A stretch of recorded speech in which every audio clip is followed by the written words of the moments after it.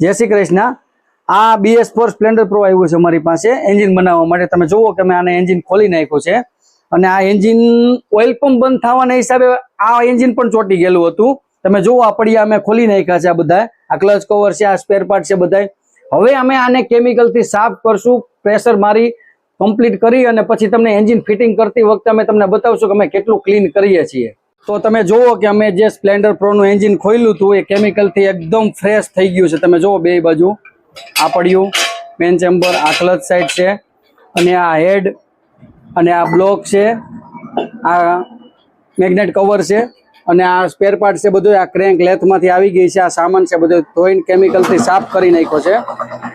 આ packing set છે, clutch plate છે, પ્રેશર પ્લેટ છે, પિસ્ટન છે, પ્લગ છે, ટાઈમિંગ ચેન કિટ છે, આ બધું લઈ લીધું છે। હવે અમે આને મસ્ત રીતે ફિટિંગ કરશું। ઓકે, જુઓ કે જે અમે સ્પ્લેન્ડર પ્રો નું એન્જિન ખોલ્યું તો એ ફિટિંગ થઈ ગયું છે કમ્પ્લીટ અને એકદમ મસ્ત એન્જિન થઈ ગયું છે। તો આવી રીતે અમારી પાસે સારી સર્વિસ હોય કે કોઈ પણ એન્જિનનું કામ સારું કરવું હોય તો અમારો સંપર્ક જરૂર કરજો। મારો વિડીયોને લાઈક કરજો, શેર કરજો, ફોલો કરજો। જય શ્રી કૃષ્ણ।